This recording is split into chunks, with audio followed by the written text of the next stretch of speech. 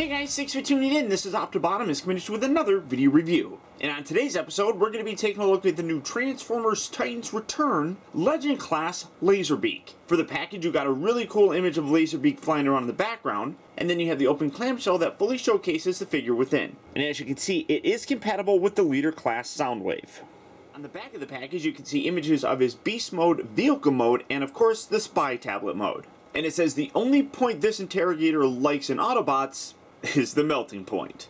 But for the packaging on this guy, that's about it. So without further ado, let's get him out here and see how cool he actually is.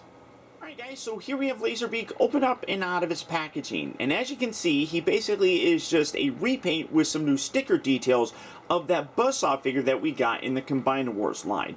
What I will say about Laserbeak, though, is that in terms of the stickers, I think they look much better on Laserbeak. It just has a better presence, I think. Also, the color on them just works a lot better. There's much better applications of the paint and uses of the colored plastic on them than what we got in actually Buzzsaw.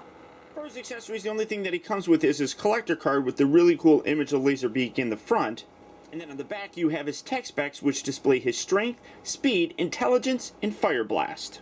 And then coming in and take a closer look at Laserbeak here in his Spy Tablet mode. Like I was saying, I just think that the stickers actually look a little bit nicer, and I guess less busy than what Buzzsaws has. I mean, it's just, in my opinion, a much better looking display. And then one other thing that you're noticing is that instead of this gray plastic here that kind of goes throughout in some of the buttons, you got this black section right here, and then the little buttons on the side have some silver paint on there, which really does make it look good. You got some nice silver here in the front, and then silver with some purple here in the middle. And the back actually hides the fact that he's a Transformer fairly well, if you ask me. And as I talked about, he is compatible with really either the Soundwave or Blast, or he fits in the chest very nicely to give you that deployer sort of ability.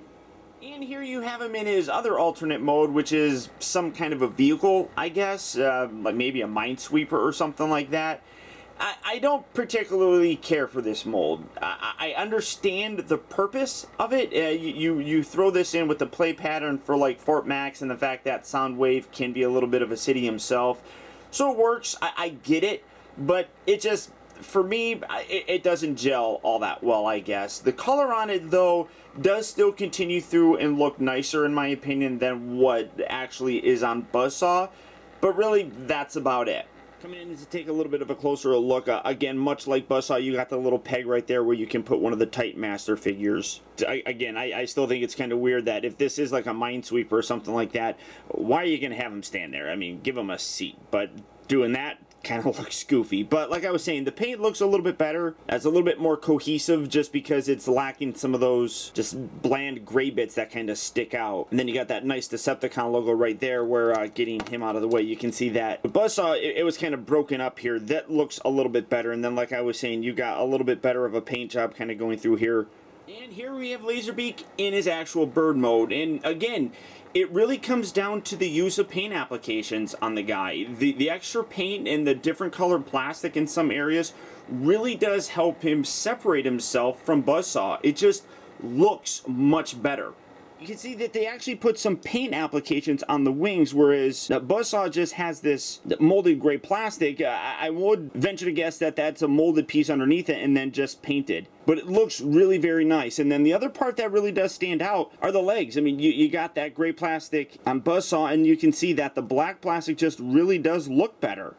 Some nice silver for his beak and his wings, yellow eyes. Overall, I really do like it. I think the mold is pretty decent in general and does a pretty good job of obviously, you know, looking like a bird. But I think because it's Laserbeak and more people care about Laserbeak than Buzzsaw, I think that's why this guy got a little bit more love and attention. Now, for his articulation, the neck here can hinge forward and back on two separate joints. You got a main joint right there, and then you got another one right there. And then the wings here can move forward and back. They can also rotate, so you can get some flapping, I guess. This back section can kind of pivot around however you see fit. I guess the legs can move in and out. I definitely think that the bird mode here is the best for him, followed by his Spy Tablet mode, and then lastly that vehicle mode. Now I do appreciate that they gave us Buzzsaw, but I think fans in general are probably going to be more interested in Laserbeak here. And I do think that that's why Hasbro put a little extra love and attention into this figure. And honestly, they should. I mean, Laserbeak is a much more iconic character than Buzzsaw, so I'm very glad that they went that route. So I like him, and I would absolutely recommend him to you guys.